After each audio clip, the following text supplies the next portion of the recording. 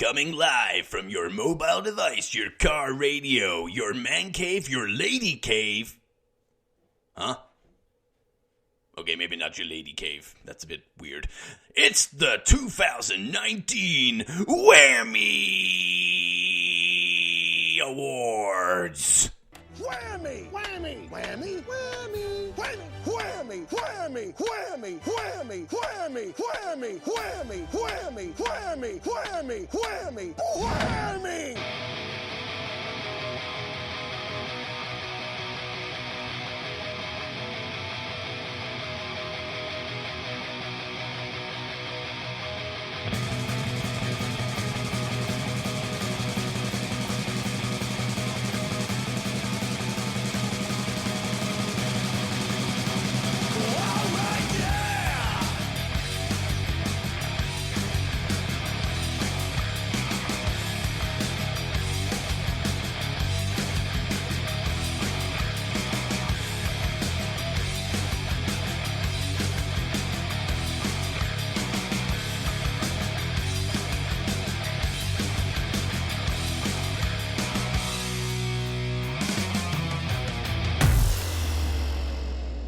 DOW Dits on Wrestling.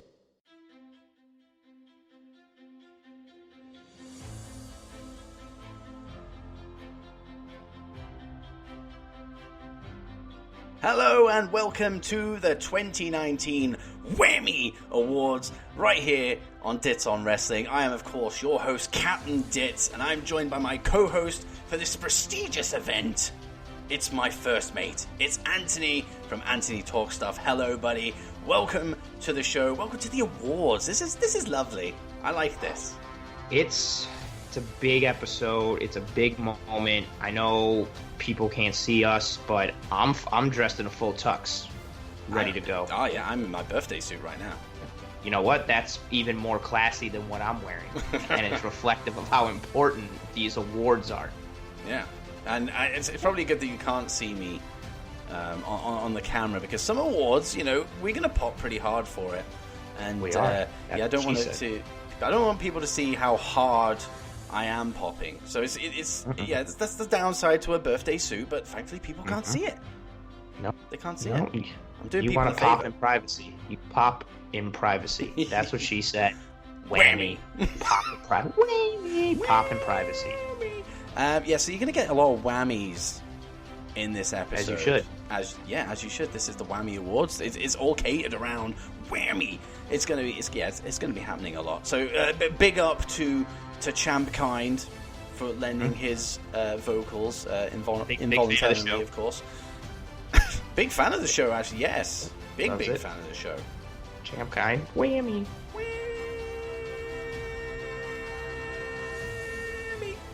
Wow, impressive. I was going to go longer, but I was wondered. I was like, just hold it like a British bulldog standing suplex until you can't go anymore.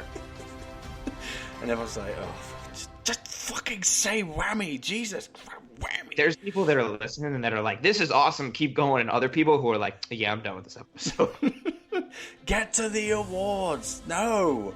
The awards are the most unimportant part of this episode. It's all about whammy, right? God, together, the WHAMMY audience. Awards, sponsored by WWE Condoms. Whammy. That was a thing back in the day. I did a little WWE condom commercial. I don't know if you caught that episode when I dropped it. I actually dunked that thing twice in this podcast. Ridiculous, absolutely shocking. It's actually I might actually just play it halfway through just for shits and giggles. End of 2019. It's your last episode of the year. You got to go out strong. Yes. Go out hard and strong. Yes, that's what she said. Whammy. Also, Roderick Strong, Undisputed Era. Whammy! Oh dear. Get it! Get it! WWE Condoms. Whammy. Get it! Whammy! Get the F out. Giving your love life the Superman punch that it deserves. Yeah, that was it. Oh boy, right, okay, so this is an awards ceremony. There is some crazy ass awards music playing in the background, which is by no means suitable for the way we've kickstarted this thing. It doesn't marry up. But It doesn't marry up. I don't care. That's also a good plug. It is epic. That time of year. Boy. It is. So we need to get into our first award of the evening / morning / afternoon, whenever you're listening to this. It doesn't really matter. That is the good thing about podcasts. It doesn't matter. Whammy! It doesn't matter when you listen to the whammy. I was going to go for a long one again then, but I thought... Fucking whammy. Jesus Christ. Right. Get it. Oh, right, okay. No, that's a different show. So, our first award of the episode... There you go. That makes more sense. Episode. Rather than a time zone, time of day, episode is the worst tag team award. I don't know if it is actually award because I wouldn't like to receive this. And you'll find that this is pretty much a hybrid of the Oscars and the Razzies. Yeah, 1,000%. And I think what's making this episode even greater is that there is no thing like this. No one's going to get an award show where it's like half awards, half trophies for being absolutely fucking terrible. Yeah. And that's what this episode is, and that's what this first award is. As you said, it's like, here's an award, but it's more like, we're giving you this because you're terrible. So do you want to put it up on your mantle? Do you not want to put it up on your mantle? But here you go. Hashtag whammy. Whammy. So the first award of the episode is the Worst Tag Team Award. And the nominees are Dolph Ziggler and Robert Roode. Name yet to be confirmed. Nia Jax and Tamina. Terrible. The Viking Raiders. Yep. And the Forgotten Sons. Not to be forgotten on this list. Not to be forgotten. Drum roll, please.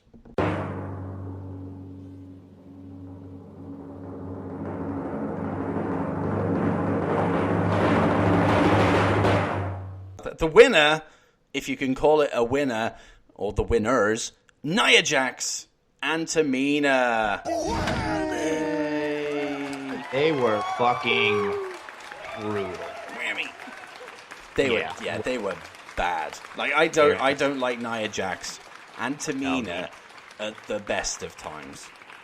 No, they got booed and they received hate from a lot of people, myself included, not because like, oh yeah, they're bad guys, you're supposed to hate them. No, we hated you because you sucked. And they were just awful. Like they deserved the hell out of this award. Yeah, and I would happily give Tamina all of the worst type thing category awards, but it wouldn't fit. Like Tamina as the worst storyline doesn't really make sense. Tamina as the worst male. She could be the worst male. She could be. I mean, we had Io Shirai as the best male. Yep. Before we came on. He did. Hashtag mistakes. Whammy. Whammy. Yeah, Tamina sucks. I think Tamina is. Who do you think is worse between Tamina and Nia? I'm torn because Nia has Tamina. But like, Tamina sucks, right? And makes mistakes also. But Nia makes mistakes that almost result in her opponent / partner like dying. Like she almost broke Charlotte's head and shoulder. Like she's like a walking disaster. Tamina is like, if they're both like cashiers, Tamina is the cashier that like gives you back too much money sometimes or shorts you money sometimes. But Nia is the cashier that like doesn't know how to do any math and doesn't know how to open the register at all ever. I'll go with that. I mean, they're bad. They're bad. Such a bad tag team. So bad. I wonder if like creative put them together because they knew that they sucked and would be like, oh man, this is such an easy way to get heat because everybody is going to hate the fuck out of these two because they suck. Yeah, you could say that. Because it's not the first time that's happened. I know Nia and Tamina are both huge fans of the show, so apologies to you guys because I know you're listening. But yeah, you had a terrible year. You guys suck. The award and the trophy is on its way. via pigeon. So you will get that soon. I was going to say via carrier pigeon. You gotta save money. I mean, that pigeon is going to get some fucking workout. He's literally going to be a fucking Hulk pigeon by the time he gets to America. He's got a lot of trophies to carry. He's got... Oh, it's just all the trophies are just on one pigeon? On one pigeon. Gotta save money. Gotta reduce the overhead. Mate, I spent all of the money on the music at the start of this show. Oof. Yeah, so and then I can only afford one pigeon. That's a lot. And then all the money you're paying me to be here, there's not a lot left for pigeons. And I didn't even take a wage myself. Oh, man. See, that's dedication to the craft. It is. That's beautiful. That's what I do. That's beautiful. That is what beautiful. I do. Now, the flip side, excusez-moi. The good side of the coin. Sorry? The good side of the coin. The flip side of the coin, indeed, is a best tag team. So this is an award that I would like to get. Yep. I would hate to share it, but I would like to get it. But you couldn't get it unless you shared it, because if you got an award for best tag team, that means you had to have been a part of a tag team. That is true. I think we should get an award for best tag team. Oh, we would definitely get the award for best tag team. We'd fucking crush everybody. No disrespect to all the other duos out there, but come on, you're not measuring up. we make every other duo look like Nia and Tamina. No, and we're part-time as well. We're a part-time duo. We're awesome. Oh, yeah. We're Brock Lesnar in this shit. Yeah, we're Brock Lesnar. People just don't like Brock Lesnar. They just don't understand him. They don't understand us. Like, whammy. They don't get it. You don't get the fucking whammy. So, best tag team. Here we go. The nominees for best tag team are the Undisputed Era, the Viking Raiders, which is funny because they were just up for worst tag team, Flash Morgan Webster and Mark Andrews, The New Day, Aleister Black and Ricochet, The Revival, and Grizzled Young Veterans. And the winner a lot of nominees.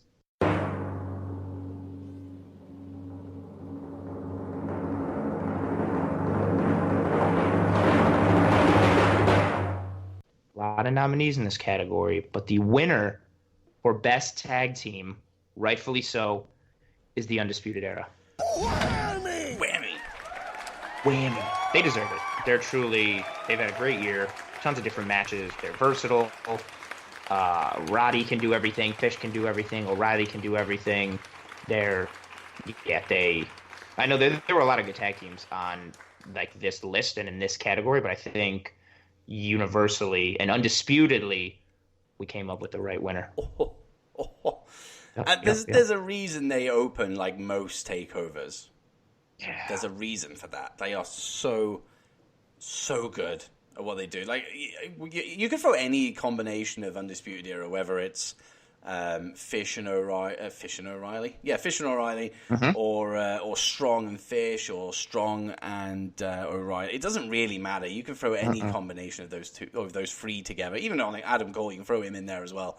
They're all great together. They all offer something different. It's like they are the best thing within the tag team bubble that I've seen for a very long time. And it's been like that for at least 2 years now. I think they've been around.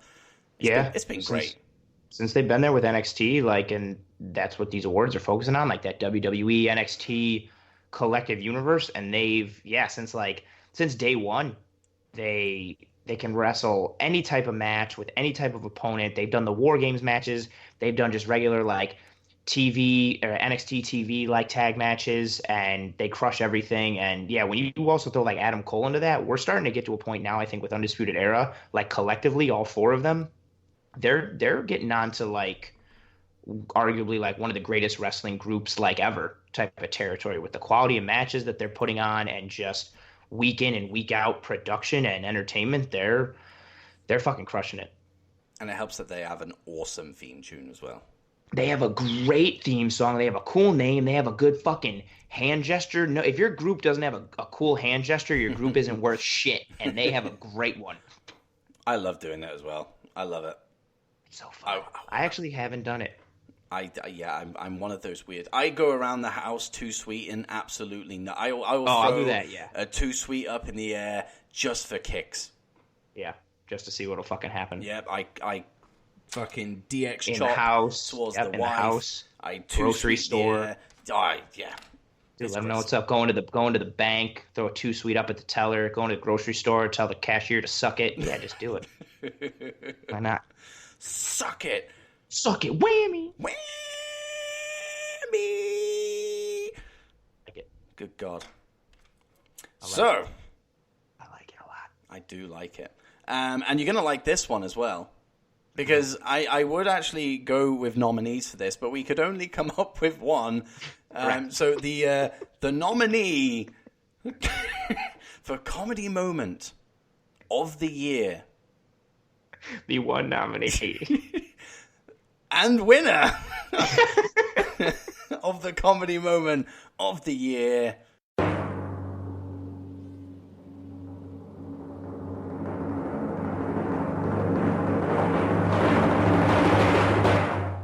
The 24/7 title.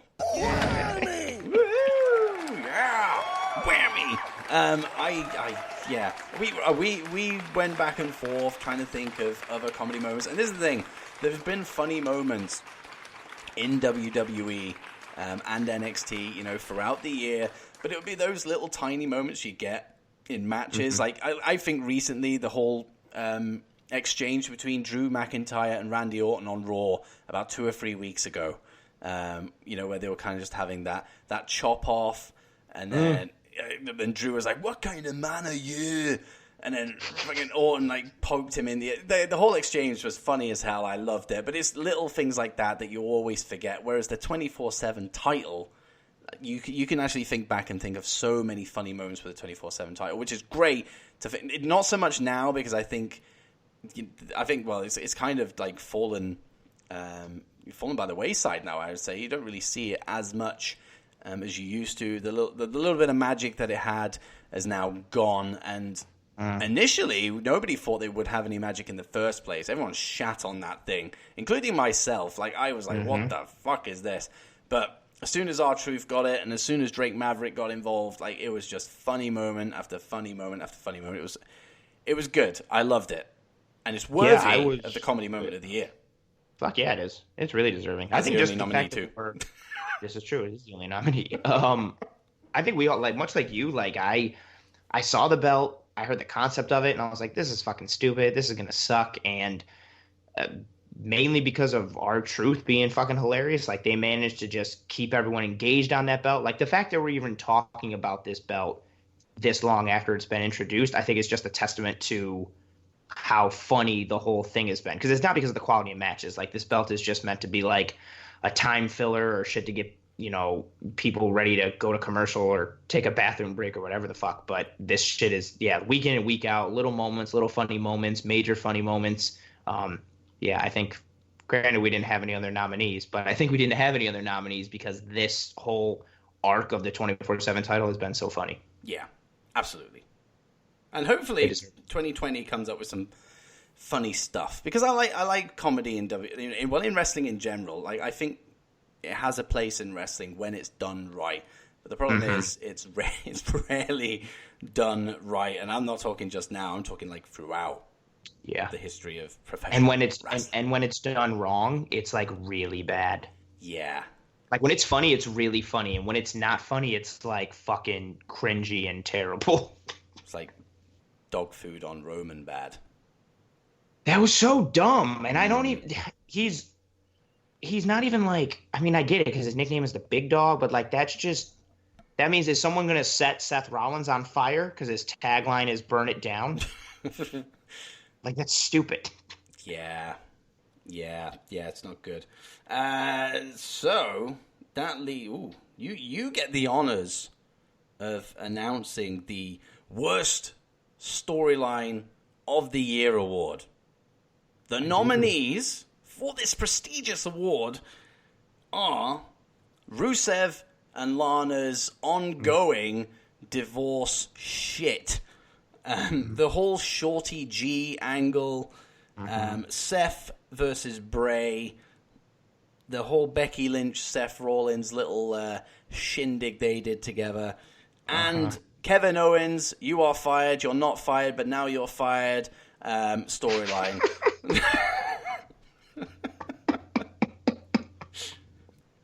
And the winner...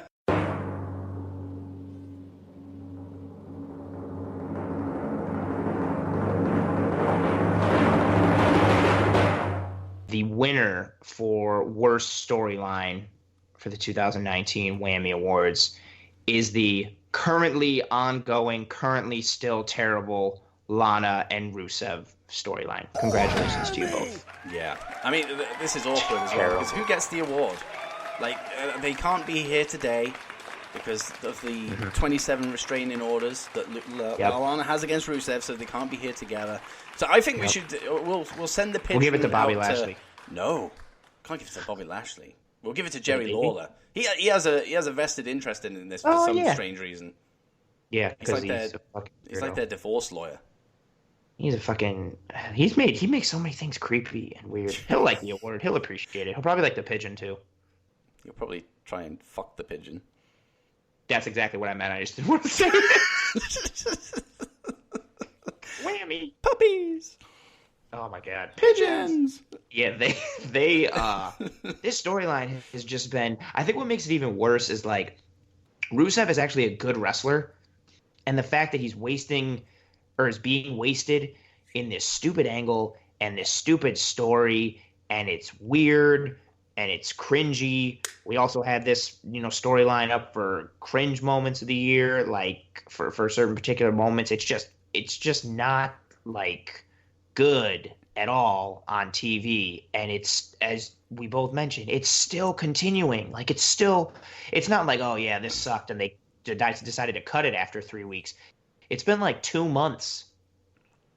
It's awful. It comes across terribly on TV, but it seems to be coming across really well on YouTube, where that thing is racking up millions of views. I think it's racking up millions because of, but like bad ways. Like someone, like it's like, oh, can you believe this? I feel like the way it's getting spread is like, can you believe this stupid shit on WWE? Oh, you haven't heard about it? Here, watch this, and then people are watching it.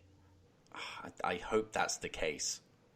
And it's like when people watch episodes of like crazy shit that happened on Jerry Springer. They're not watching it because it's quality. They want to watch it because they heard like 2 pregnant ladies fought each other. Yeah. Do you know what Jerry Springer is? I do know who Jerry Springer is. Okay, I didn't know. I thought about it for a minute. I was like, did they get that? Yeah, I'll even do a final thoughts thing at the end, just to. Oh, nice. Yeah. Yeah, the storyline was bad. That's probably where this thing is going. You've said Jerry Springer there, like Matt just joking, but that's where this thing is fucking going. Yeah. They're gonna rope Jerry did that Too Hot for TV shite on the network. Like they're gonna rope him back in for this whole thing. In fact, the fact that they haven't done it already is actually incredibly surprising to me. I am, now that I'm thinking about it, and you just said it, like I am 1,000% surprised that like Lana and Rusev like haven't like crossed over and done like on that show or some shit, or like, oh, next week on Live on Raw we'll have Jerry Springer here to mediate the divorce, like just some stupid shit. That is totally. I have a feeling that Vince in his senile ways just got the wrong Jerry. I think that's what's happened. And nobody wanted to correct him either. It's like Jerry Springer is like waiting out back, and he's just like, aren't I supposed to be like on in a minute? Like, what's going on? And like Jerry Lawler's stood in the middle of the ring, not knowing what the fuck is going on. He's like, I'm pretty sure I'm supposed to be on announce duties tonight, and I'm fucking stood here like, welcome to King's Court, puppies, whammy. Like, yeah, it's a fucking mess. And Vince has no idea, and he's all like confused, like, you all fucking idiot. Hey, when did Jerry Springer get fat? Yeah, I didn't know Jerry Springer wore a crown. Why is his cheek so red? Puppies. Why does Jerry Springer keep saying puppies? He doesn't get it at all. He's just so confused.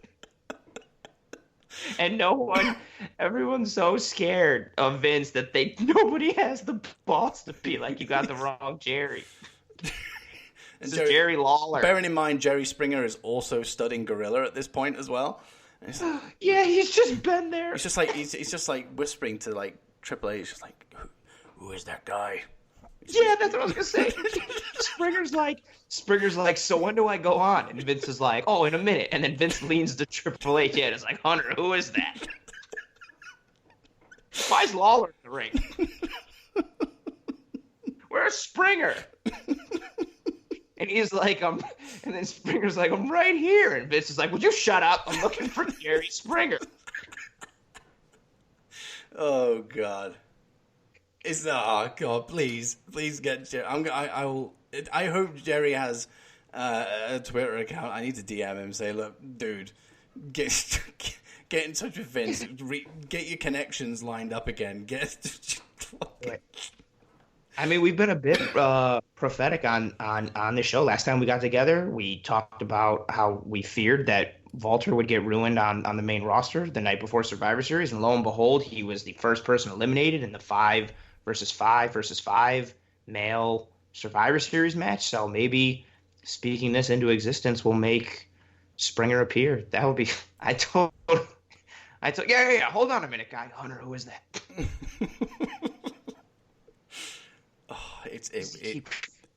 We laugh, but it would happen.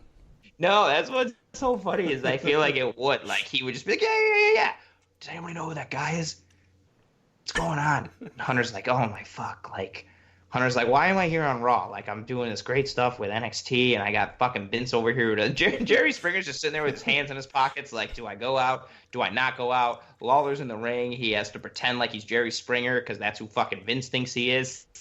Who the fuck invited Marty Jannetty? Where's Jannetty? You're not Marty Jannetty. Oh, fucking hell. Jesus. Yeah. Rusev and Lana, this is an award show, by the way. They take home worst storyline. So, of course, we do have a flip side to the worst storyline. We have best storyline, which is something I would rather win than that car crash of a storyline.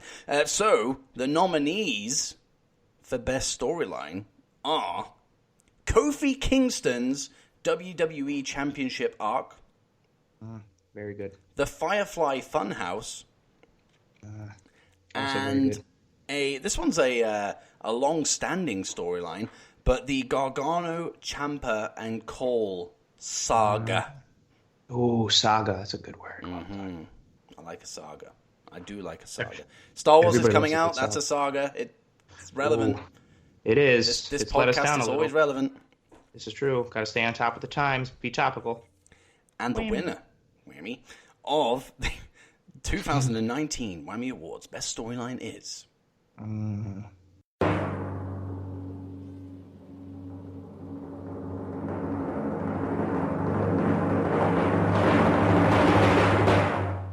Kofi Kingston's WWE Championship arc. Well fucking deserved. Kind of just came out of nowhere like Daniel Bryan's arc many years back, and got that WrestleMania moment. We got really good quality matches. It was a feel-good moment. We got good in-ring stuff.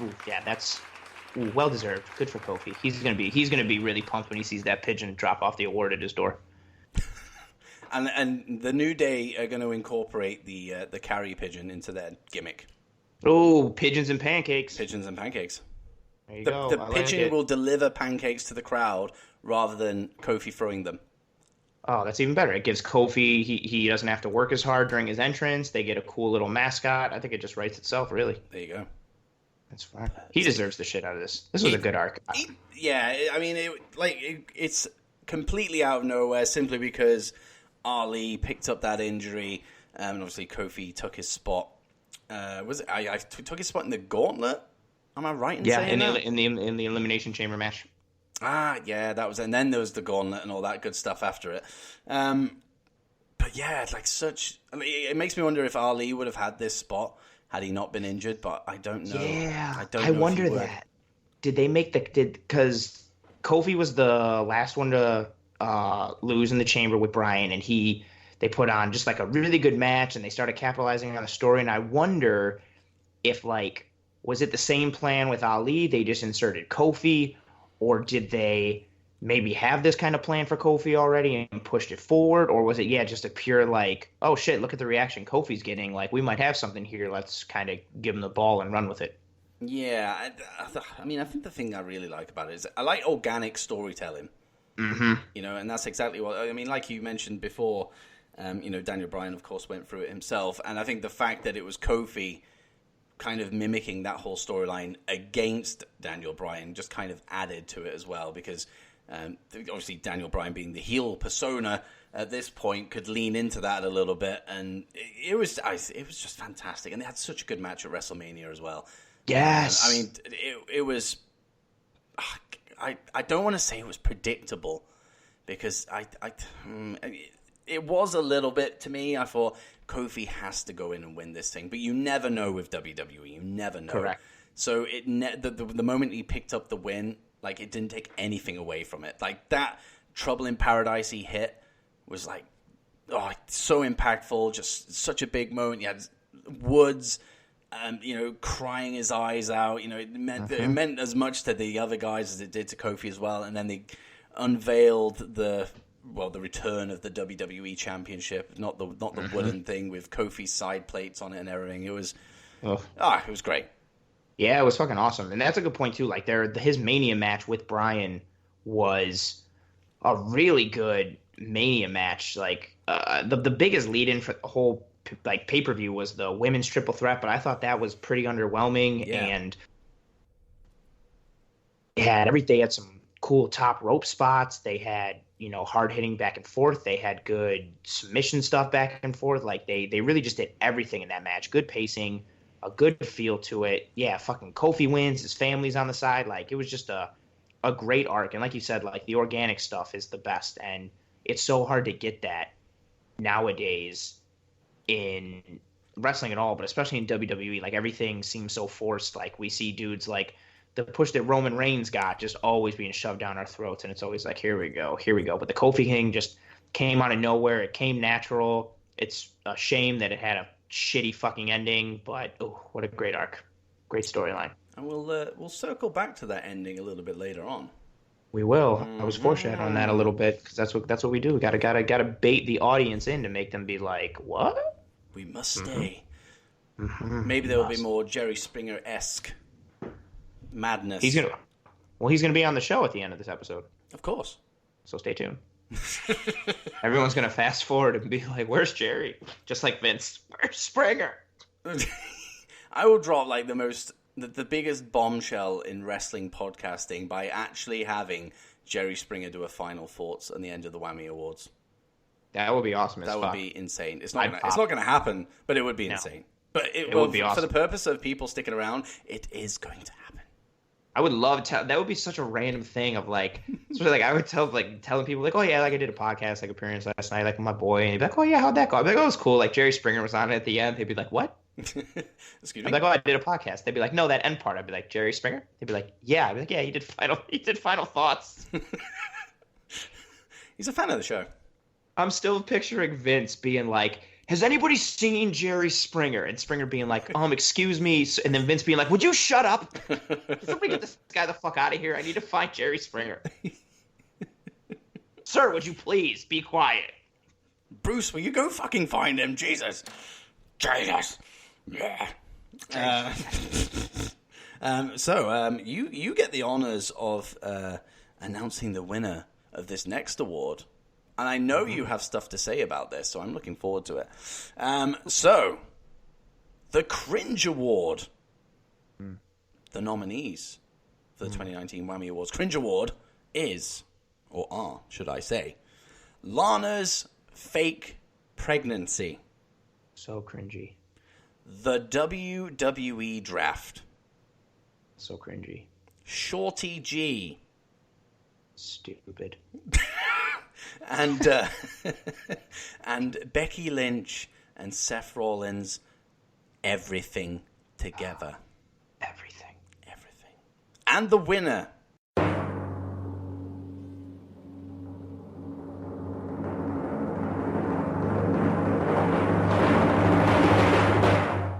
Hands down winner. Well, not hands down. We debated a little. The winner of the 2019 WHAMMY Awards cringiest or cringe moment is the Becky Lynch and Seth Rollins everything. And when we say everything, we mean the whole, like, oh, they're together. Oh, they're going to cut promos together. Oh, they're going to wrestle matches together. Oh, they're going to both sound like terrible robots in their promos. Oh, they're both going to say, like, corny, fucking cringy things every time they do anything. This, you hit it on the head. Like, going into this, both of these, I mean, Becky was super over, Seth was super over, and I think coming out of it, a majority of people, like, were off the Becky and Seth bandwagon individually because they were like, oh, this sucks. Like, and it was so, it was terrible. It was so cringy and awful in every way. I fucking hate it. I still hate it. I haven't recovered from it. I still hate Seth. I don't like Becky as much. It was the opposite of what happened with, it's ironic that it's coming after Best Storyline, because what we loved about Kofi was how organic and how great and, like, natural it felt. Whereas Becky and Seth, well, I guess Beth is kind of Phoenix and Edge. Their names, right? I would take that as a better fucking couple storyline than this. Like, it just felt so, it felt so fake and so forced and so contrived. Like, you could tell that they were trying to, like, throw them into our face and, you know, shove their relationship down our throats. And it was not executed well. And unfortunately to them, from what I've seen in interviews, I've heard that, like, neither one of them were a big fan of it and didn't really want to do that angle in that storyline. And I think that came across on TV because they looked like just two fucking hostages every time they had to do stuff together. Yes. It was so bad that it's clouded kind of, like, individual, like, segments during that whole period. But I know that, like, I think it was a backstage promo. They were just like, some of the stuff that Becky was saying, it was just like, oh, why? Like, we've had, like, 8 months of the man, and it's been great. Your promos have been fantastic, and now you're saying this. I can't remember what it was, but it was fucking awful. I don't want to remember what it was. I thought of when I was coming up with, like, the nominations for stuff, as we both did, like, a couple things, like, I went back and watched some things to have, like, fresh things in my head. And when I thought of this, I immediately was like, I don't want to go back and watch any of it because it's just going to make me upset. Because when I watched it, I hated it, and I don't want to feel that way again. It was bad. It was so forced. It was just not good. I think that, I mean, and now currently we're seeing Seth turn heel. I think that started his downfall in terms of his, like, face popularity. Like, this dumb storyline made people really just be like, oh, look at this fucking corny douche. Like, we don't like him anymore. And then I think he started getting lame reactions after it. Like, I think this legitimately contributed to his shitty face run that just recently ended. Yeah, I think it is. You know, it was the catalyst for the shit that we've had to endure. You know, as part of Seth Rollins, was he? I'm confused now because the titles are fucking switch brands. It was Universal title run. Yes. Yeah, it was. Yeah, you had the Corbin stuff going on, and then you throw Becky in there. It doesn't make it better. It makes it worse. And that's a good point too. Like, he beat Brock, and he beat Brock, but it was still kind of, like, somewhat underwhelming. And then he was just feuding with Corbin, like, week after week and month after month. And then he went from that shitty Corbin feud into this Becky thing, and it just, like, he was, like, teetering on the edge. And this Becky Seth awful cringe WHAMMY Award winner of 2019 just fucking pulled him off the cliff and dropped him into the abyss. However, like, I quite like where we're going with Seth at the moment, so maybe not a bad thing that this is what's happened. But, you know, I'll take it. They have got themselves a WHAMMY Award this year, so they can put that up. I know. No, they're gonna be thrilled, and, like, they're engaged in real life. They're gonna get married. They'll have a house or apartment together, and in their home, on their fireplace mantle, it'll probably be the centerpiece of their home. Actually, it'll probably be the centerpiece of their whole wedding. Will be this 2019 WHAMMY Award. And if it's not, then the dead carrier pigeon. At this point, like, he's a goner. Well, it depends on in what order he's dropping all these awards off, because we're, like, halfway through. He may still have it right now, or what you could do if you want to save time, you could just have the pigeon drop all the awards off at the corporate offices, in Connecticut, and then maybe WWE. Yeah, that's going to cost more. Yeah, the pigeon's going to die. He's fucked. That's a shame. He did. He did. He ain't making that. So now we're getting into the crux of the awards. These are the big ones. The big time stuff. Big time Whammy Awards. And I'm kicking it off with Worst Female. Mm-hmm. Because you want to be the worst female. You want this award. Yeah, nobody wants to be like the best of like something. You want to be the worst. That's what we're all aiming for. Exactly. And at least you're still known, regardless. You're still an award winner. That's true. That's true. It's better to be. I'm sure this lady will be very happy to be receiving this award. And she's gonna love it. The nominations for Worst Female WWE Wrestler of 2019. The nominations are Lacey Evans, Nia Jax, god awful, Tamina, trash, and one just because I want to upset Alicia Fox stands Alicia Fox. And the winner is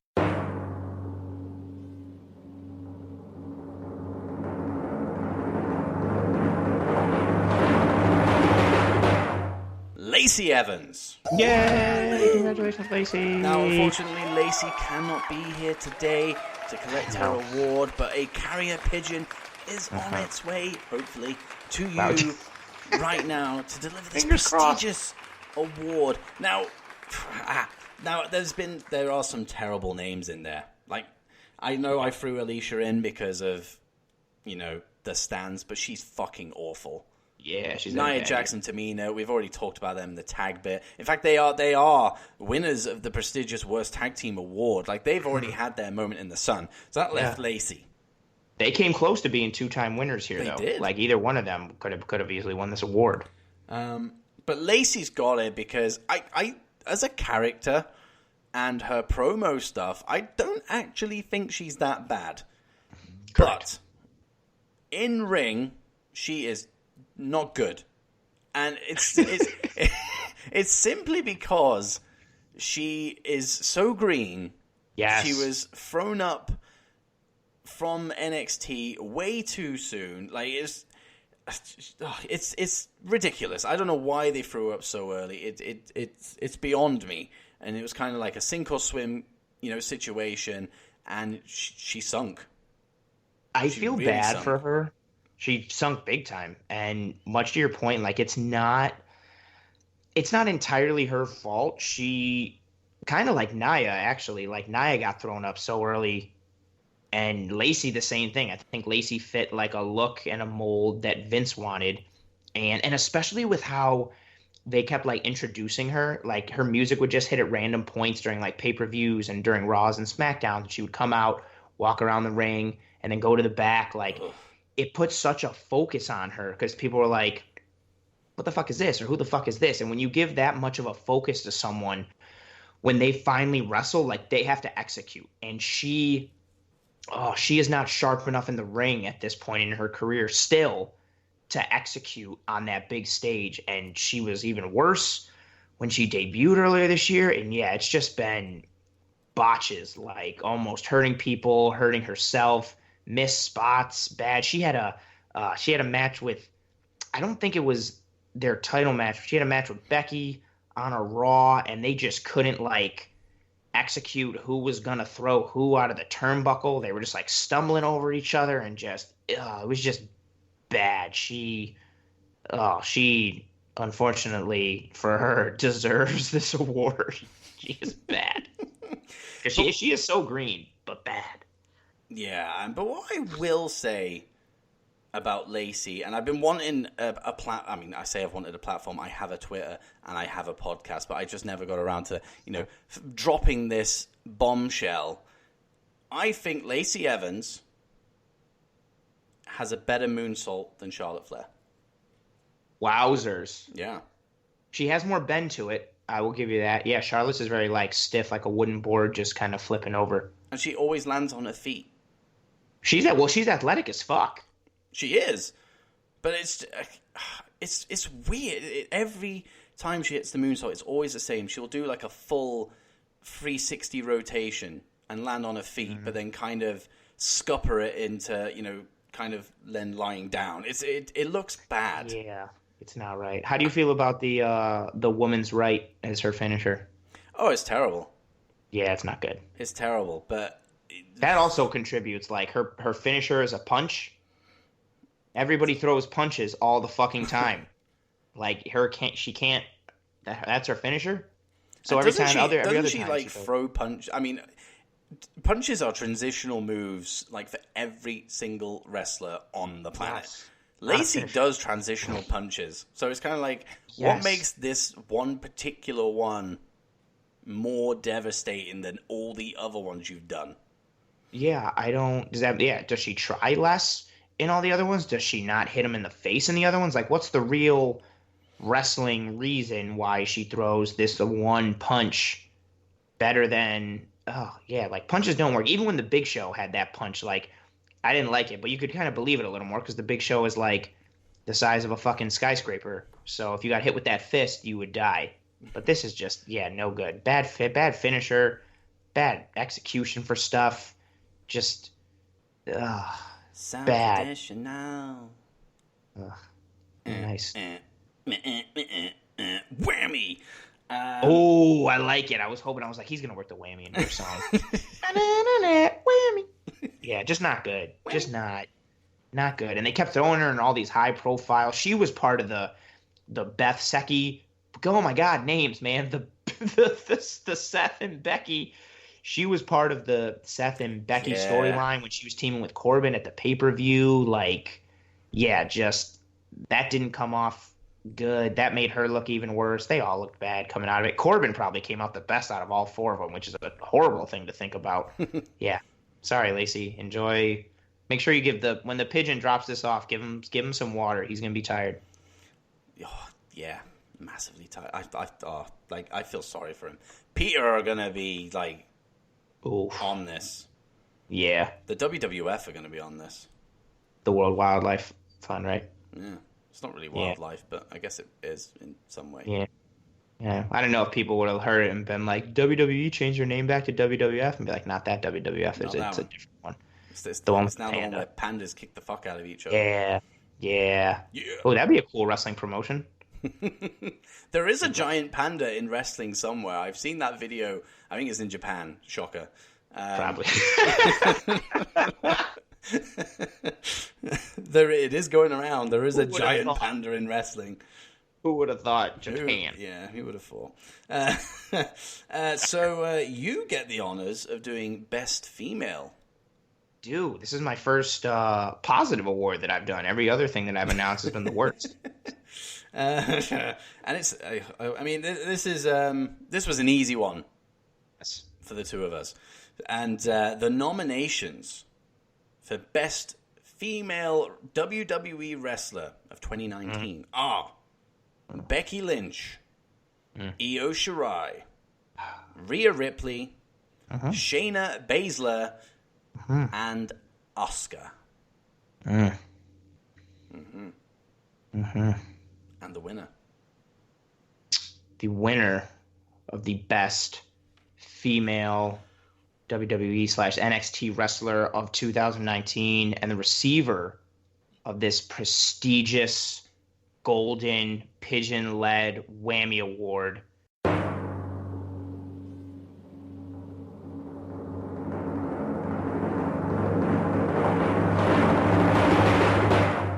is Io Shirai.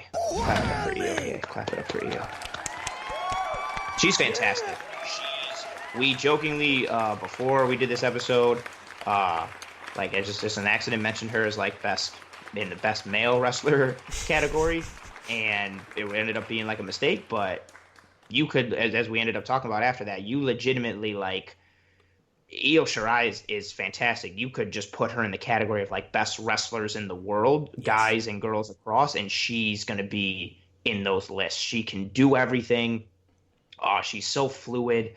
She can do technical stuff, high spots, like good mat work, anything and everything. She can wrestle anybody in any type of style. And since her heel turn I think she's really just gotten even better. The music fits, the look fits, her whole persona and character. It's a good gimmick. This was a not and no disrespect to the rest of the women that we listed here because they've all had like good years and are all good wrestlers, but at this point, Io Shirai is in like a different class of her own. She's so good. One of my favorite turns as well this year. Yeah, by expect far. It was out of nowhere. Worked perfectly well. Obviously, Sheena got into her head and kind of made a flip, and it was a good flip. She could not have gone like in such a more different direction than what she did. You know, she went from this genius in the sky, you know, happy-go-lucky kind of wrestler, and then just this dark, the first time I saw her, you know, she had the new music, she had the whole she was just decked in that skin-tight black suit with the black hair, just completely It was great. It was so good. And then of course it's morphed into this, you know, now she's crazy. She's like the new Nikki Cross without being Nikki Cross. She's just insane. Yeah, it the shit with Shayna and not being able to beat her, it mentally broke her and just changed her and made her go bad. It's fucking awesome. Oh, well deserved. This was well deserved. The Pigeon's definitely not making it to Io, but hopefully this award makes it to her because she deserves it. Is she the only person in NXT so far to win an award? No, because Undisputed Era. Ah, yeah. So maybe the Pigeon could have gone to Full Sail. Maybe. Yeah, it's one less stop. That could be cool. I mean, I hope you put it into his GPS that way. That's all on you. Yeah, I might have seen him off a little bit there. Yeah, and I'm gonna guess by the fact that you're asking if he's going to do Full Sail, I'm guessing you didn't put it into his GPS. I might have forgotten.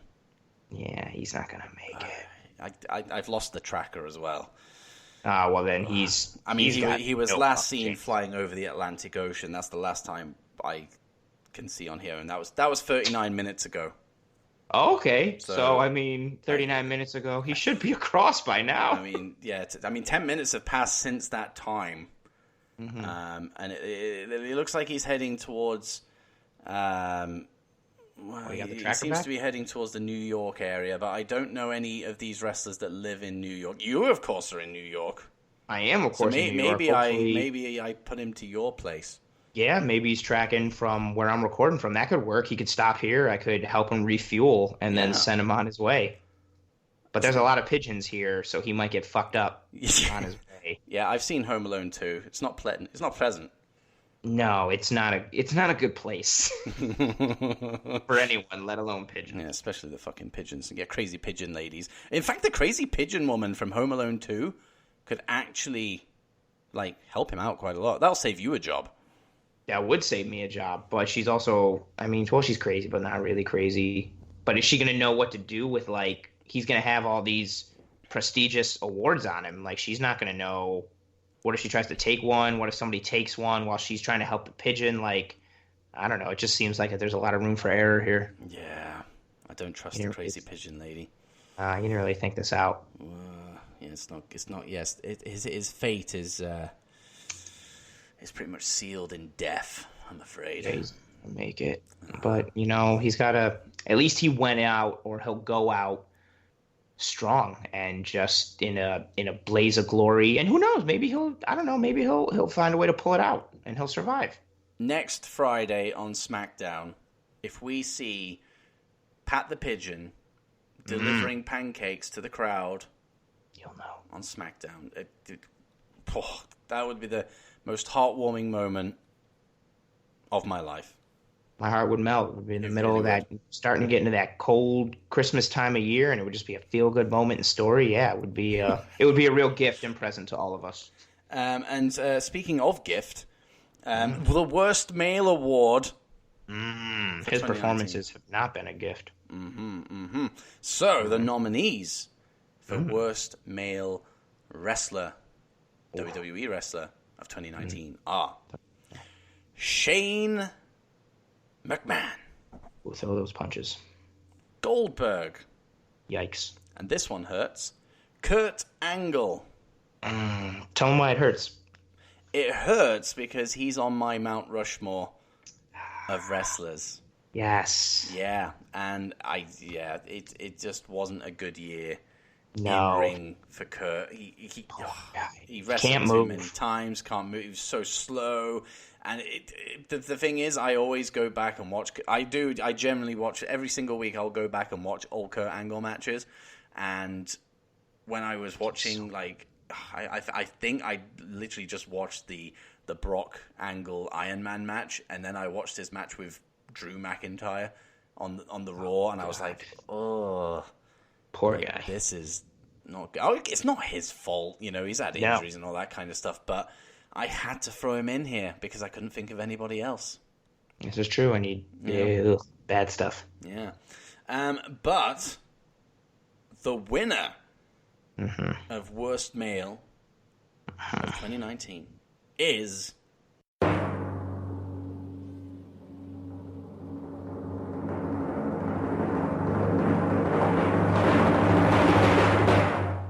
Here comes the money! Whammy! Shane McMahon. Oh, worst. Not terrible in every aspect. Some cool, entertaining moments and some cool spots, but, like, bad everywhere else. Yeah, ring, this is what we said, isn't it? We said, whilst we were discussing, who was going to pick this one up, like Shane, it was difficult to actually pick Shane because a lot of the stuff he's done this year, like, has been entertaining. Like, some of the moments in that Miz match at WrestleMania was entertaining. Like, some of the stuff he did with Kevin Owens was entertaining. Like, he's done some good stuff, but for the most part, and we'll just talk in ring here. Like, he's terrible. I mean, he's not really a wrestler, so he gets a bye, but he's still getting this fucking award. Yeah, he fucking is. Because you can't just do... He does, like, the spots are cool, but they're pretty much, like, the same spot over and over again. And then, everything besides that is, like, just real shit in the ring. His punches, he's got no transition work, no storytelling ability. Like, I mean, again, though, to your point, he's not, like, a wrestler. But when you're in that ring, you fucking are, and he's not good. Yeah, and those punches. They're so terrible. Like, if we had a Worst Punches award for 2019, you'd have Lacey, you'd have Cain Velasquez, and you'd have Shane McMahon. Oh, God. But at least with Cain, you can tell, I feel like he's trying to not really punch because he's used to actually punching people in the face. That's true. Shane is just bad. Oh, Shane. He deserves this. Sorry, Shane, but you can have that. I don't know where you are, Shane. Of course, you cannot be here tonight, which is a shame, Shane. It is a shame. It is a shame, Shane. But there, Pat the Pigeon is on his way to wherever you are. I don't know if you're back in China sorting out that company you have over there. If you're still with that company, I don't know. I don't pay much attention to all that shit. But he is on his way. He probably isn't actually because he's probably dead. But you'll get an award of some description. Yeah. Verbally. Yeah, right we're now. Here. Right now. Probably not the physical one. Yeah, right now. Hope you're listening. Because Pat's dead. Vince will pass it on. Yeah. He'll pass on the message, and he'll give the message to Jerry Springer. Congratulations, you just won Worst Male, Shane. Huh? I'm not Shane. I'm Jerry Springer. Jerry fucking Springer. Come on. I'm not your son. Oh, come on. We're the same age. What? Where's Lawler? You've had the worst ofs the year, but you've got best female, and now you have best male. Yeah, I've realized that we've kind of the tide has turned a little bit. Which means you're finishing off strong with these awards. I am finishing off strong. I started out with a lot of negativity and a lot of hate, and I'm bringing it home on the back end with some good stuff. Does that tickle your pickle? It does. I fucking hate you. I said I would get it in. Yep. Also, again, well, that's what she said. But you said and you delivered. I always deliver. You son of a bitch. Always deliver. So, best male. Mm-hmm. So this is a big one. This is a big one. This is a big one. A lot of good nominees. We actually had to talk about this one. We did. We actually genuinely discussed it.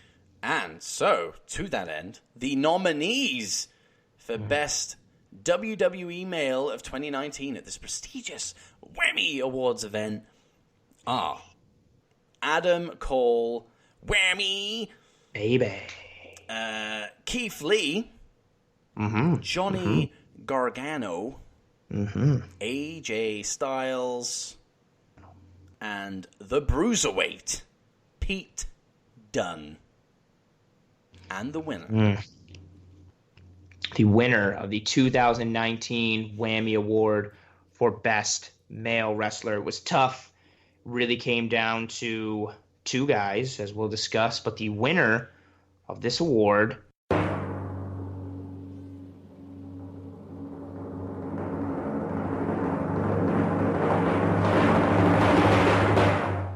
is Johnny Takeover, Johnny Wrestling, a.k.a. Johnny Gargano, winner of this prestigious award. Big shout out to Johnny. Big fan of the show.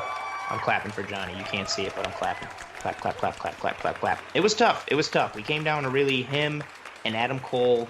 And they put on great matches together, which made it tough.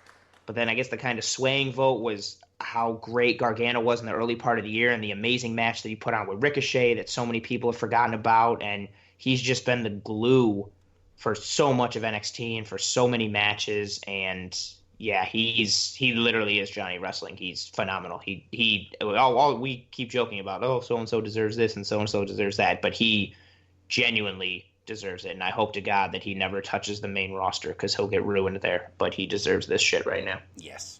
Absolutely. And I think the instinct as well is to go with Adam Cole. Like I've seen a couple of, end of year awards stuff, with WWE stuff, and everyone's gone for Adam Cole, and I went for Adam Cole as well. And then you touched on obviously, Johnny's, first quarter of the year, first half of the year, and you can't argue against the output that he had.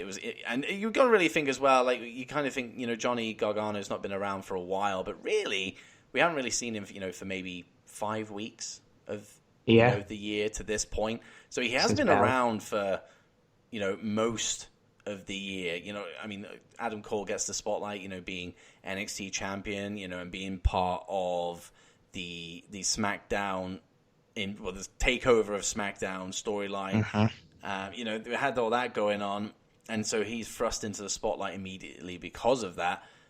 But you cannot overlook Gargano's contribution to NXT or wrestling as a whole at the beginning of the year. And unfortunately, I'm annoyed because I was away with work for the first 3 months of the year, so I missed a good portion of Johnny Gargano. I have since gone back and been able to watch all that stuff.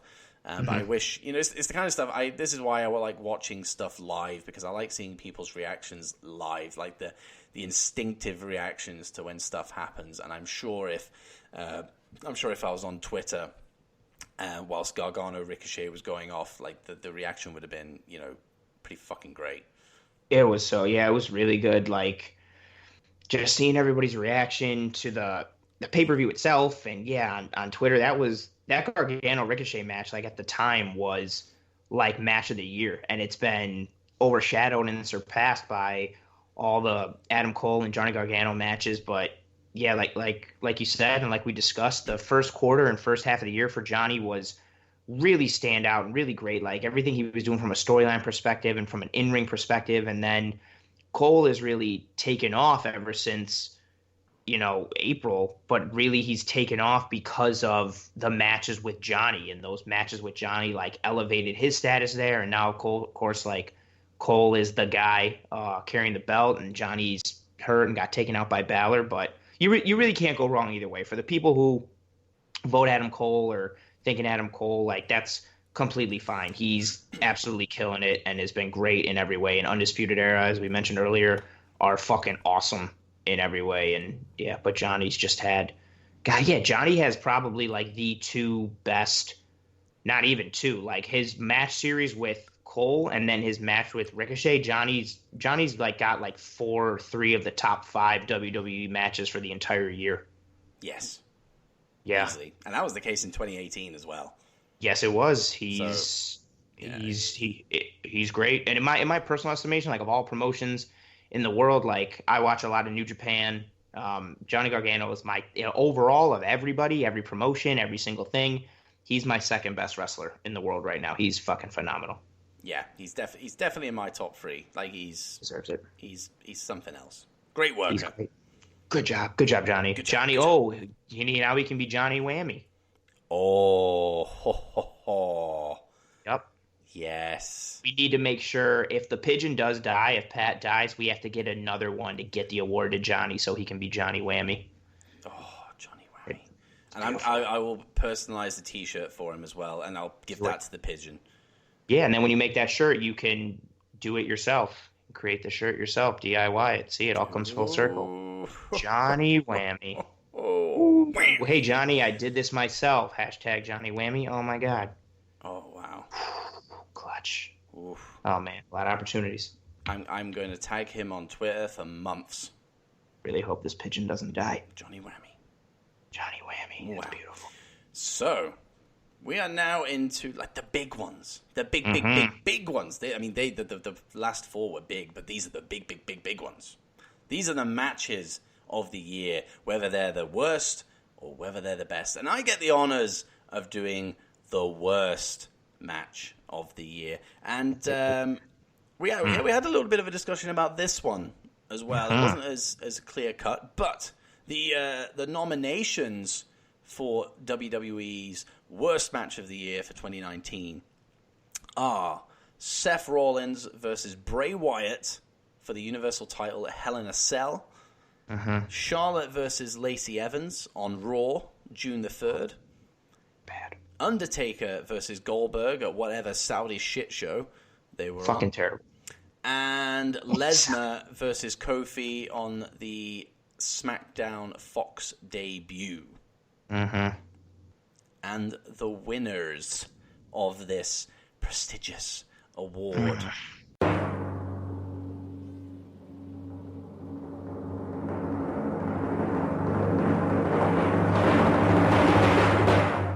Seth Rollins versus Bray Wyatt, Hell in a Cell. No fucking stoppage should have happened, but it happened anyway.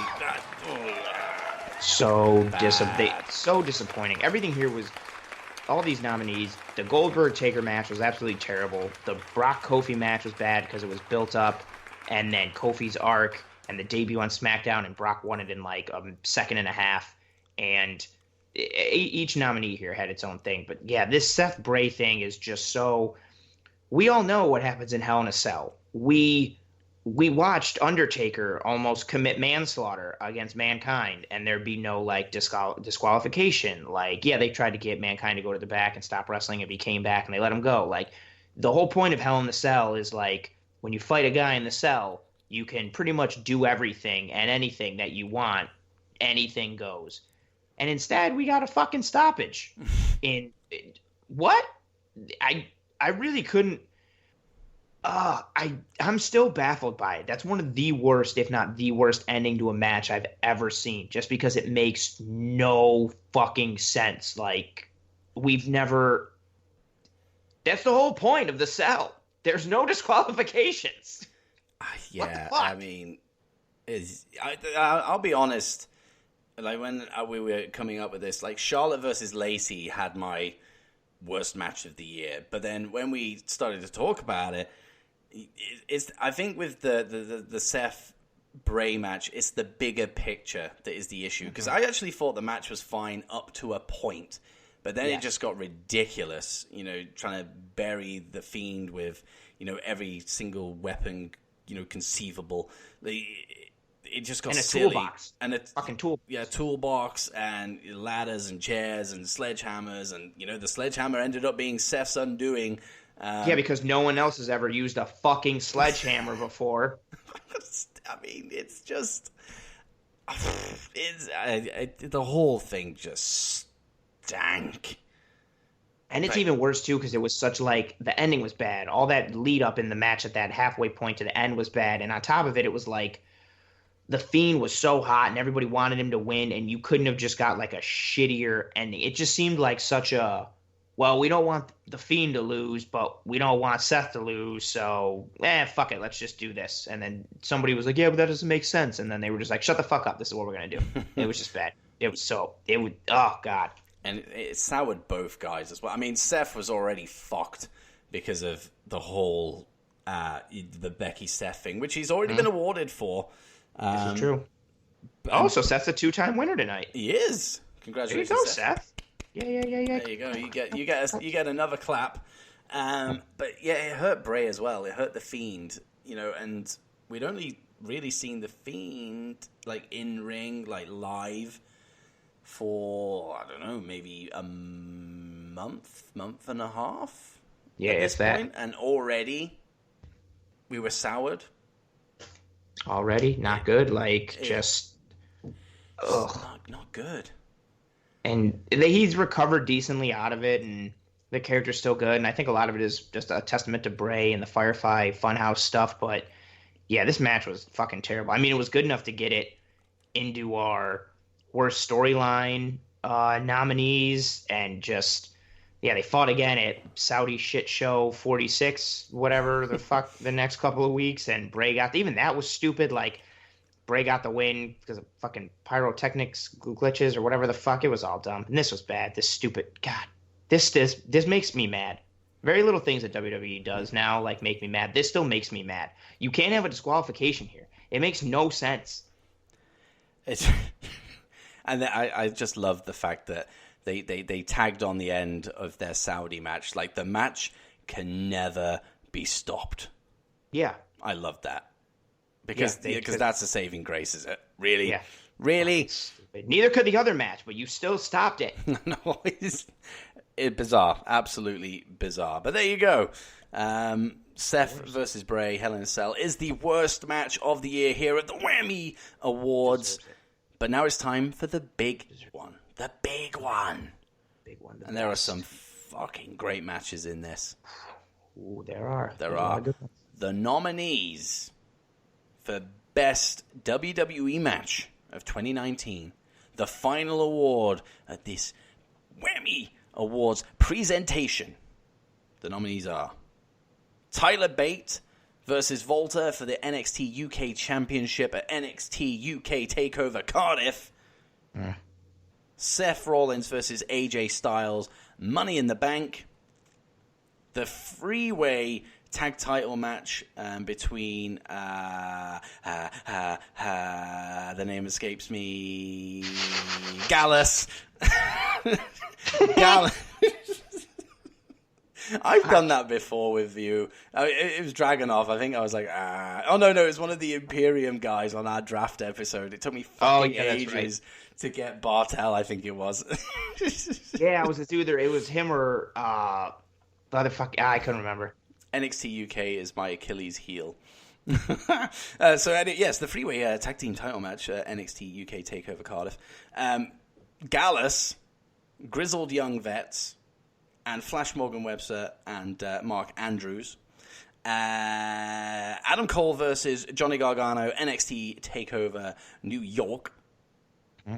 Johnny Gargano versus Ricochet, NXT TakeOver Phoenix. And Io Shirai versus Candice at a NXT TakeOver this year that I don't remember which one it is. Yeah, I don't remember either. But it was good. The match was great. It was good. And the winner. And you get the honors. I do get the honors. The final 2019 WHAMMY Award. One of the most important awards. A lot of great nominees here. But the winner of the best match of the year in the WWE universe, and the recipient of this award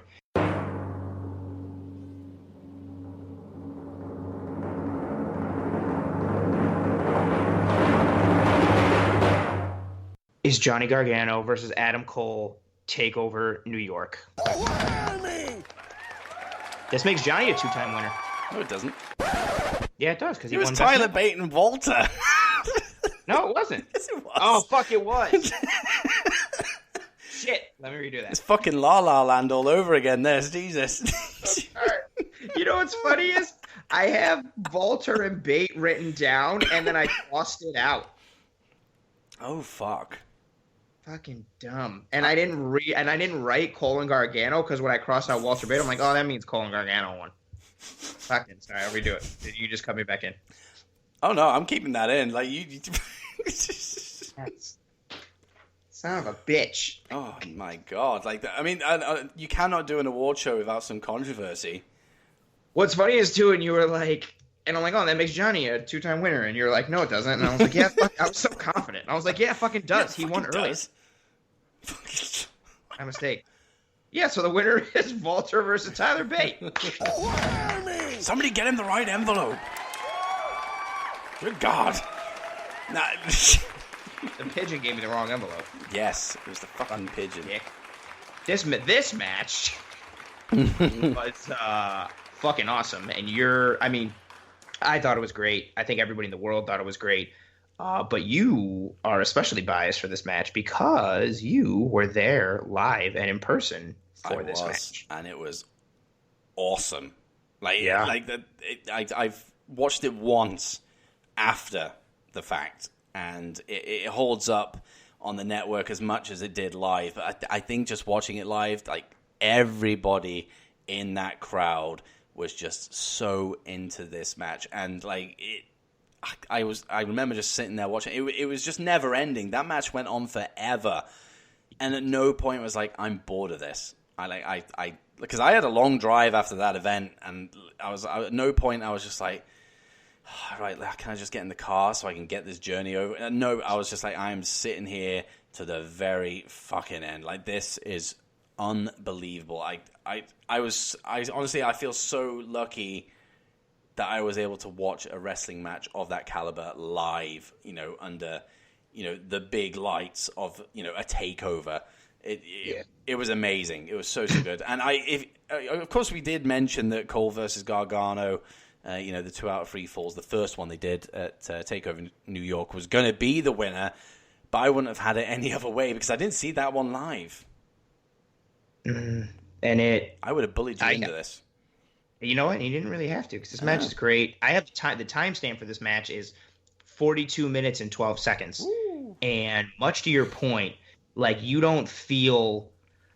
watching this match and seeing it, like, you don't feel like, oh, shit, this has been going on forever. Or, oh, shit, like, is this match almost over yet? Like, it's just 42 minutes of, good storytelling and pace and dramatics. And they're much like any, like, great match. There are points in this match where you really think, like, Bate is going to win. And you're like, oh, my God, he's going to fucking do it. And then even when he doesn't and Walter still wins, like, it's still, it really put it. I'm getting upset thinking about it because of the shitty booking that Walter has gotten on the quote unquote main roster and to the commercial audience. But it really just like put Bate on the map even more, cemented Walter even more as just like such a dominant guy who can wrestle any type of match. And Bate is small and strong as fuck. And yeah, the energy and the atmosphere was great. Like I think those pay-per-views like overseas are so rare from a WWE perspective, and that's why it's so cool to see like NXT UK because it gives like more shine to more wrestlers and more opportunity for people outside the United States to see like WWE action and stuff. And the crowd was so hot for that pay-per-view. It felt like such a special moment and a special pay-per-view. And yeah, like you were there for it. You got to see it, and you got to see the fucking. I mean, granted, it's like the WHAMMY Award winner for match of the year, but this is up there. And again, this is the type of match that not even for WWE, like this is a match of the year contender across everything. It doesn't matter. I don't care what promotion, what company you're nominating like matches of the year for. Like this match is up there. It was great from like every perspective. From the minute the bell rang until the end, you're on the edge of your seat, and it's almost perfect. I absolutely agree with everything you just said. It's just, that when wrestling is this good, like you kind of sit back and go, that is why I am a fan of watching this. Like, and it's one of those matches. Like for me, maybe before it, if I had to pick a match, if somebody hadn't watched wrestling, I was just like, oh, take a look at this and see what you think. I probably would have gone Sami Zayn versus Nakamura, Takeover Dallas. I say go watch that because you're gonna love it. And, they might go, yeah, like, I might not watch wrestling, but I appreciate that match. Like, this is another match that I would go, check this match out, because it's incredible. It's so good. And I think for me, too, I like it even more because I thought Bate was good, but I was never, like, completely blown away. And even with Walter, like, I recognize the aura he has and the persona, but I've never been like, oh man, like he's amazing. And before he wrestled Bate, months and months before, I saw him when he wrestled Will Ospreay, and I love the shit out of Ospreay, and that match kind of clicked for me a little. I was like, oh yeah, Walter's like really sweet, yada yada. And when he was announced him versus Bate, I mean that whole Cardiff card is like really good, especially if you're not familiar with a lot of those dudes. Like it just comes like you're not expecting everything on that card to be great. And the also the match, like the triple threat for the tag titles we mentioned as a nominee, like that match is fucking great. And then this one just brings it home. And I feel like for a lot of people, even myself, like I watch a lot of wrestling, I know a shit ton about it, but I'm not like completely well versed with like Bates' work and Walter's like work. And I saw this match, and anything and everything that I'd ever heard or like been hinted to about how great these two were and all the work that they did overseas, like in England, like everything was immediately validated because of how great this match is. And that's an awesome point that you fucking made. Like, this is one of those matches to be like, oh, like you've never watched wrestling and you want to get into it. Or like, oh, you think wrestling is like stupid or like lame. Like, watch this. Like, you cannot not watch. Even if you're not a wrestling fan, you can watch this match and be like, oh, that was cool. Yeah. And if you're a wrestling fan, it's even better. Oh, and you were there live. That's fucking awesome. Such a treat. Such an absolute treat. It took me a long time to rewatch that match as well, because I was like, I don't want to spoil it.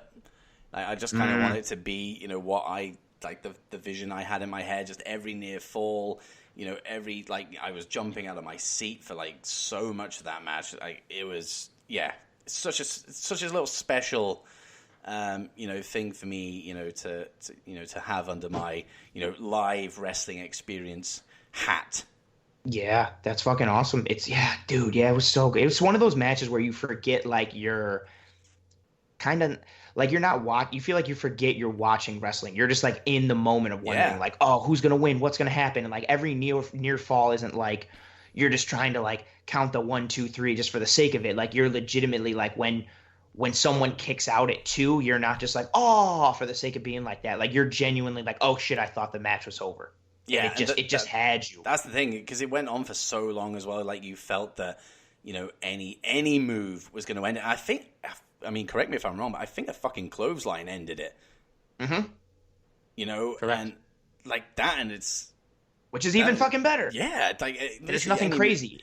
And at that point, I was just like, well, here we go, 1, 2, and I was getting ready for everyone to go, whoa, and then it hit the 3, and everyone was like, what the fuck? Yep. But nobody cared. Nobody cared, because like it was believable that at that point, you like Volta could have stood over the other side of the ring and just went, and Tyler Bate would have fallen down and he would have got the win. Like it was that kind of match. You know what I mean? Like it was anything they did was believable. Any match could have finished that. Any move could have finished that. Sorry, and it was so good. Like I'm glad that we went with this as the whammy best match of the year. Yeah, you had it as your number 1 in your nominees. I had it as like a close. Everything that I had nominated, which we all kind of put in the nominations, it was all like 1A, but it's still higher. Like I was so torn on everything, and yeah, this is a good choice. Like I really hope both of these guys don't go anywhere near the main roster, because they're not going to get booked right, as we've seen already with Walter. But God, this match was so. Oh, and I wonder. The fact of it being like in Cardiff and like over there makes it so much better. Like if they would have had this exact same match, but at like a takeover in the US, I think it still would have been good and received like good. The quality would have been there, but the crowd reactions, the crowd makes a good match so much better. Yeah. And that Cardiff crowd was so hype and so into this shit, and it just makes it feel like a big fight atmosphere even more. Like everything was just perfect, from like the time, the execution, the pacing, the finish, the entrances, the crowd. Like, you could feel the emotion and the energy coming through the screen. And, well, at least I could. You could feel it live and in fucking person. Oh, But, yes. yeah, good fucking choice. This is a good way to end it. Hopefully, and now what? Now, I hope the pigeon dropped. If the pigeon left from your place, I hope he stopped and dropped these, like, Walter and Bates awards off first, because he's going to have to double back. Yeah, I mean, they should have been the first port of call. He probably, but I have a feeling he didn't. Yeah. Well, I mean, you had to set the GPS, so if you're unsure, then it means you didn't. He's going to look at that and be like, okay, like, he's going to drop these off in order. I'm going to have to drive this award to them, you know? You're gonna, because Pat's probably already dead. Even if he's not, he might just quit, because he's going to be like, okay, he's going to go down in the order in which we gave these awards, and he's going to do, all right, cool, I did Seth and Bray, now where do I got to go? And he's going to be like, oh, fucking Walter and Bate, I got to go back across the Atlantic? I can't fucking make that. He's not going to make it. Or it's going to take him like a year and a half. You're going to have to drive the awards. Just you know what, just tweet at Walter and Tyler Bate. I'm sure they'll respond right away and just give you like their address or whatever, and you can just show up to their house and give them the awards. Just tell them who you are. They'll know already. Of course. And they'll want this award. They'll know it's a big deal. They'll be like, oh yeah, like, you guys made Johnny Whammy. And we're like, fucking right, we did. And you just give them the award and hang out. Oh. Yeah. Ask Walter to slap you on the chest and tell me if it hurts. You know, I'd as much as I would immediately regret it, I would love Walter to chop me. Oh, in all seriousness, I would ask for that. Like, if I ever like met him and he was cool enough, I'd be like, yo, like, do it. I feel like he'd probably cave my chest in and I might die, but whatever. I remember when I met Chris Masters and Carlito at a meet and greet along with RVD and Rey Mysterio. It was a great meet and greet. It was, oh wow, that's awesome. It's the only one I've done. And it had a pretty good lineup. But I got Chris Masters to put me in the Master Lock. That's cool. And then I leaned over to Carlito and I said, do you have an apple? Can you spit an apple in my face? He was like, nah, dude, I ain't doing that. I want the experience. Come on. So I hope that Walter wouldn't let me down if I asked him to chop me like Carlito did. I feel like Walter would not only chop you, he would give you like a full force, and he would cave your chest in. If he followed it up with a whammy, that would be the icing on the cake. He would do it, and that he would chop the shit out of you. Whammy. And then as you're slowly drifting off into unconsciousness, he would like lean in and whisper into your ear and just be like, whammy, as you drift off. And you'd always be left to wonder, like, did I hallucinate that, or did that really happen? That is the power. I'd have Kofi Kingston's chest. Oh, God, for forever. Yeah. Maybe that's why Kofi's chest is like that. Maybe all these years ago he got into a fight with Walter backstage and he fucking caved his chest in. Oh, I mean, yeah. What a great award show. Yeah, no mistakes, no botches. Yeah, definitely no mistakes or botches. Springer. Especially not on the award. I'm so mad. Oh dear. the pigeon's botching. My first mate is botching.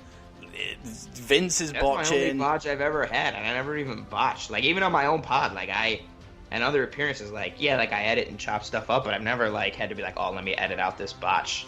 Yeah. And I have it, and I was so sure, too. And I was like, this is Gargano's second award. And you were like, no, it's not. And I was like, yeah, it fucking is. I know how to count.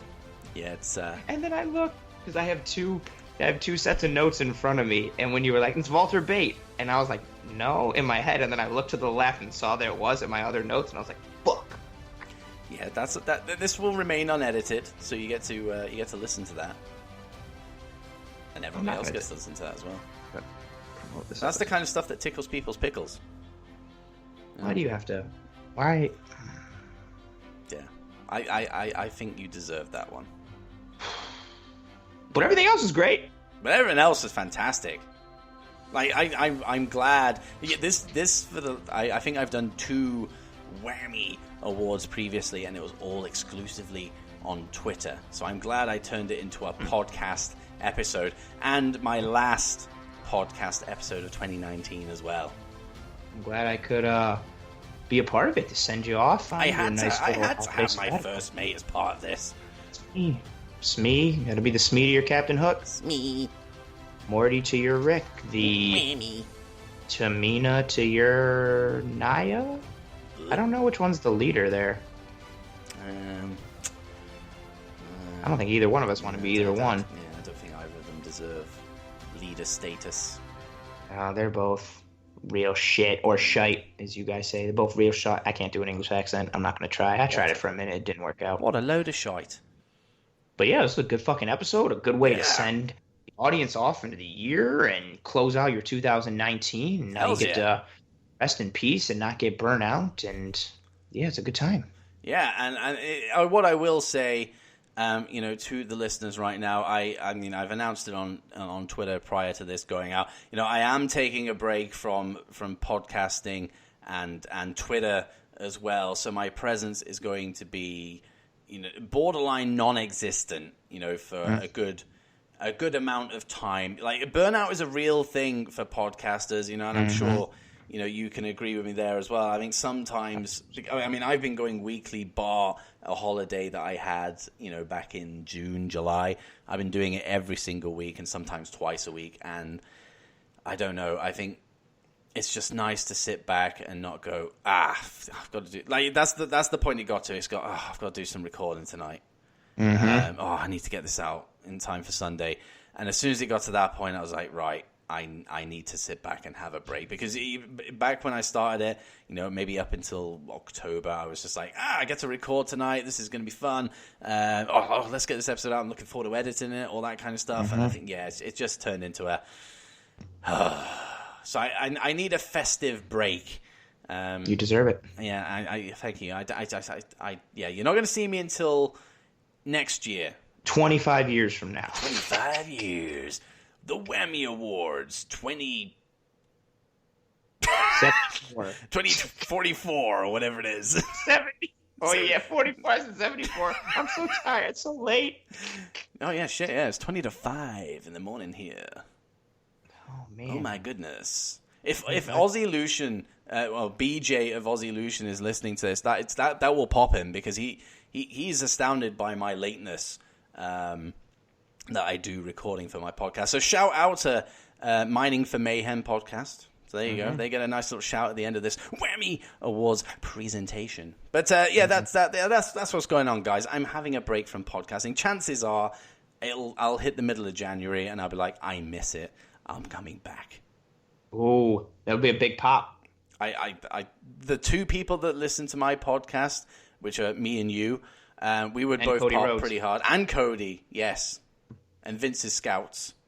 Yep, and Jerry Springer. He's just been added. Yeah, he's a new listener. He's a new listener. But he's a huge fan. He's a huge fan. And I will actually strive to have him do a final thoughts on the show. That'd be so fucking awesome. Oh, I will actually seriously, I will put in some graphs. That's how my hiatus from podcasting and Twittering. I'm just going to spend it badgering Jerry Springer. I was going to say Jerry Springer recruitment. And then my first episode back, it's just going to be boom, Jerry Springer final thoughts, bang. That's a strong way to come back. It's coming back with a new gimmick. Like, you left as a good guy or bad guy and coming back as the opposite. Maybe some new music, a big intro. Ooh, nice entrance. It's the way to do it. Come back with a bang.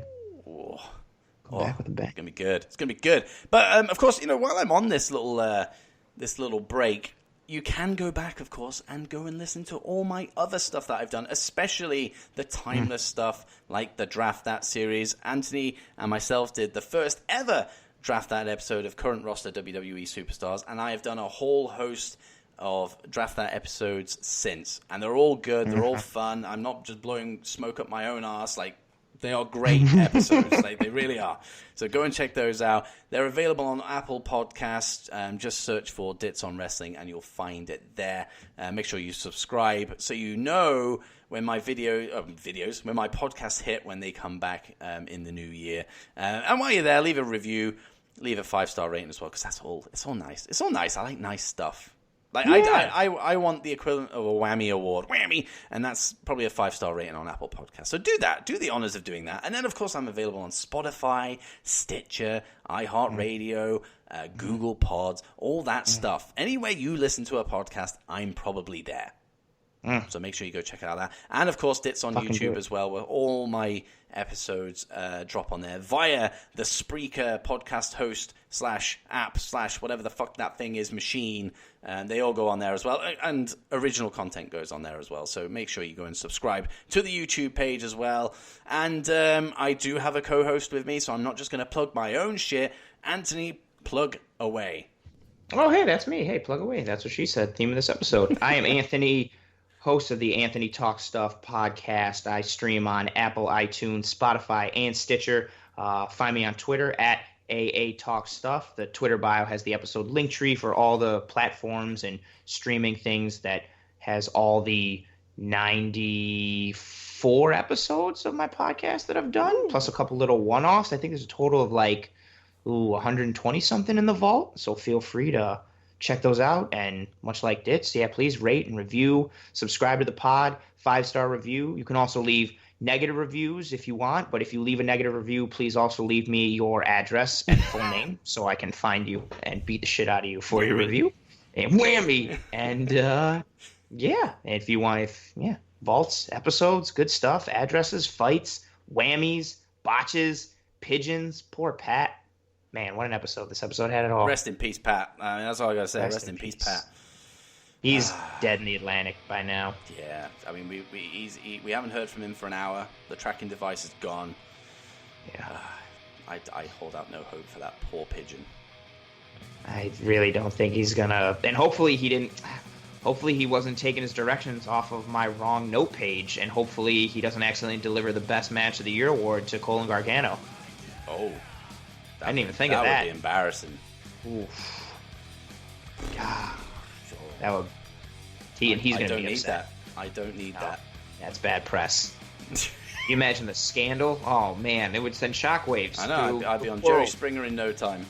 Yeah, and then he would be on. Oh, maybe we do want this to happen then, because then you'd be on Springer, and then while you're there, you can be like, "Hey Jerry, while I'm here, could I get your final thoughts? Segment on my episode?" And it could be an easy segue. Maybe this will all work out for the best. It always tends to. It does. It always tends to be fate. When there's a will, there's a way. And there is a will here, and there is a way. And there is a way. Not for Pat to stay alive. He's done and dusted. It's a sad time to be a pigeon, a carrier pigeon at that. But it's a great time to be one of us and on this podcast, because this episode is great and our podcasts are awesome. Hell yes. And of course, do go and check out Ant's stuff. At everywhere he just listed there. It's probably essentially every other podcast app that you listen to, and all that news and all that good stuff. Like, Ant's going to be on there with his fantastic podcast, and it really is good stuff. So go and check that out. I'm not just saying that because he's my first mate. He's my honorary co-host on like every other episode. Like, genuinely great podcast he's got going on over there. Thank you. Now, of course, I'm not going to listen or see or hear or whatever any of you guys again until 2020, next year. That's mental. I won't see you until the next decade. That sounds like a long time. Yeah, that's right. But it's like 2 weeks away. Or 3 weeks away, whatever it is. It's not as dramatic. It's not as dramatic when you actually think about it. So have a great Christmas for those who celebrate it, and have a great Happy New Year. And I hope all of your wishes and all that good stuff come true, and you get everything that you want, and ultimately you have a good time with your family, because that's what it's all about. That's a big reason why I'm taking a break, so I can focus on my family. So love your family. This is a good time. You should love your family all year round, but this is a good time to get together with your family and just appreciate what you've got. Oh, what a nice wholesome message. Yeah, that's how I'm going to end it, on a nice little positive note. But until next year, until next decade, wow, this has been the Dits on Wrestling podcast. Ciao, ciao. Whammy!